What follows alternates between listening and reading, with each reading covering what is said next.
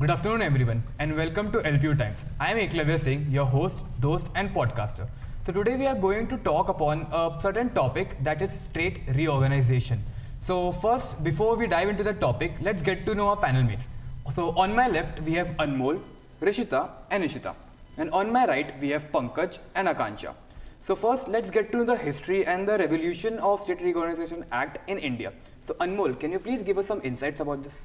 Yes, so evolution of this act, first I'll go in the pre-independence area.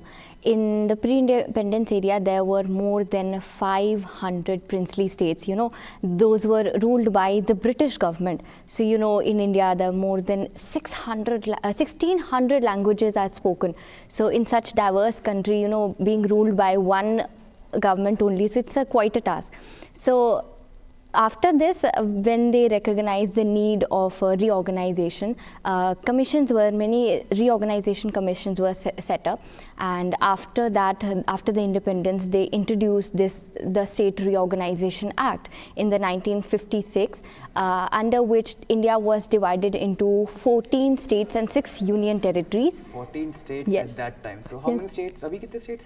28 states and 8 union territories. Okay. So you can see कि ये बहुत ही reorganisation बहुत ही demanding process है, over demanding continuous process है. I think कि हमेशा रहेगा, कि अभी भी डेवलपमेंट्स होती जा रही है, क्योंकि इंडिया एक ऐसी कंट्री है जहाँ के जो लोग हैं बहुत ही डिफरेंट और डाइवर्स कल्चरल बैकग्राउंड से है, सबकी डिफरेंट एथनिसिटी है.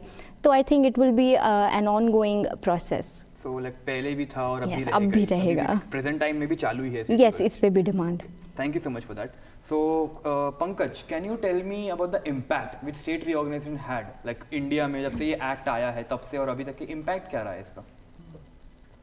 पहले ये होता था कि स्टेट्स बहुत बड़े बड़े होते थे, तो it is very difficult, government के लिए काफ़ी डिफिकल्ट होता था उनको रेगुलेट करना, रूल्स को सही से कराना. लेकिन अब छोटे छोटे हो गए हैं, इट इज़ बेटर, और गवर्नमेंट को भी काफ़ी ईजी हो गया उनको रेगुलेट करना, रूल्स को ट्राई करना और पॉलिसीज़ बनाना. नहीं तो लाइक पहले दिक्कत होती कि स्टेट्स बहुत बड़े बड़े थे, बट अब छोटे स्टेट्स है तो एवरी बोल सकते हैं कि every state has their own state government to handle them, so it's much easier now.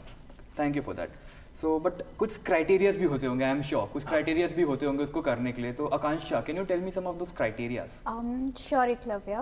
See, there are majorly 3 to 4 criteria which are in focus when we talk about state reorganization.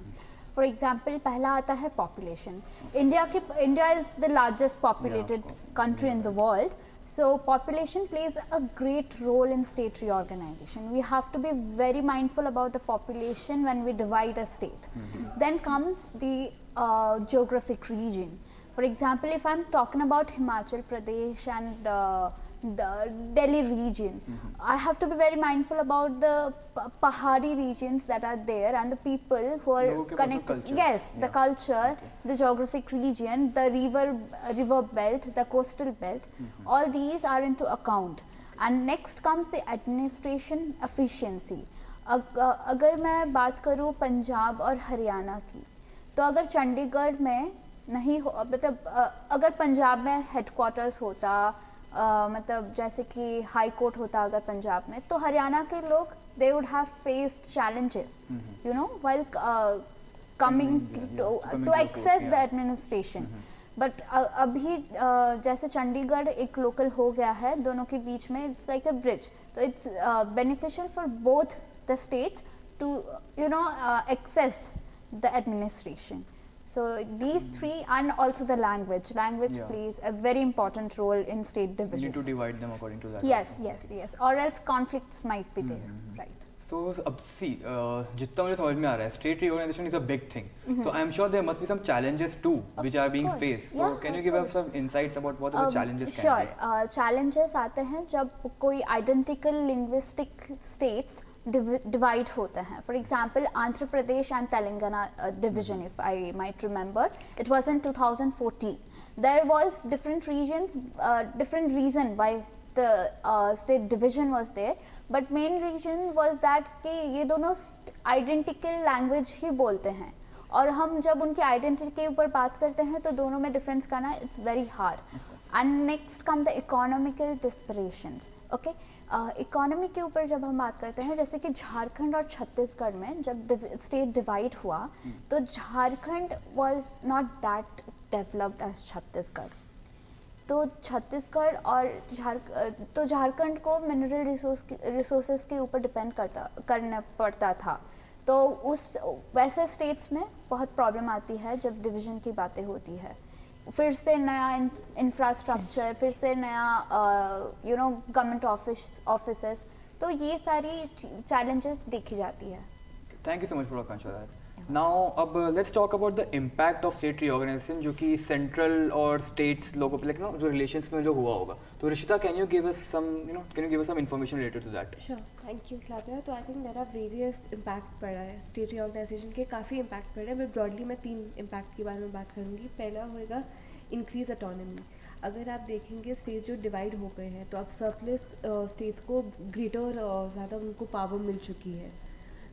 तो उनमें उनको ज़्यादा power मिल चुकी है. तो जब लोग power में होते हैं तो वो ऑफन मिसयूज़ हो जाती है. तो people have started misusing that power. Secondly मैं बात करूँगी इंक्रीज कॉन्फ्लिक्ट्स. जब स्टेट रीऑर्गेनाइजेशन हुए थे, though it has a great advantage, but at the same time बहुत conflicts within the states भी शुरू होने लग गए. जैसे आप फेलो मेंबर्स हैं आकांक्षा ने कि कन्फ्लिक्ट्स बहुत हो रहे हैं, लिंग्विस्टिक प्रॉब्लम्स बहुत आने लगे, बिकॉज सब एक ही स्टेट में लैंग्वेज इशूज़ आने लग गए कि जब एक साथ रहना उसमें चैलेंजेस बहुत आते हैं. अब थर्ड होता है कि but at the same time challenges भी आते हैं बट उसका बेनिफिट भी होता है. जैसे it helps in addressing local issues जो आते हैं, डिस्प्यूट्स जो होते हैं उनको एड्रेस करने में हेल्प करता है. जो गवर्निंग बॉडीज़ हैं उनको एक चांस मिलता है टू रीवर्क उनके जो लॉज हैं या जो भी उनने इमेंट करा है, तो it gives them a chance to better themselves. तो आई थिंक ये 3 इम्पैक्ट मेजरली हुए हैं. Thank you so much for that, Rishita. Okay, so now we'll get to the last point.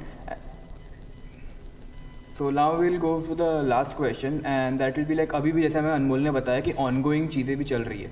तो आप इशिता क्या मैं आपको ऐसा कहता हूँ कि ongoing अभी क्या कॉन्फ्लिक्ट चालू है कौन से स्टेट्स के बीच में? सो अभी फ़िलहाल तो 2 स्टेट्स के बीच में भी चली है एंड थर्ड बहुत सारे स्टेट्स के बीच में मेनली है. पहला तेलंगाना, दैन बोडोलैंड और भी हैं स्टेट्स. तो मेनली तेलंगाना का फॉर्मेशन हुआ था जब बहुत लंबा मूवमेंट चला था जिस वजह से तेलंगाना बना. एंड जब सेपरेशन की बात आई थी तब बोडोलैंड फॉर्म हुआ था. और यही रीजंस हैं कि बाकी सारे मूवमेंट्स भी इसीलिए चला, चाहे लैंग्वेज बैरियर हो, चाहे ऑनगोइंग डिमांड्स हो गवर्नमेंट की, तो इसी वजह से मेनली ये मूवमेंट्स चल रहे हैं. Thank you so much, Ishita.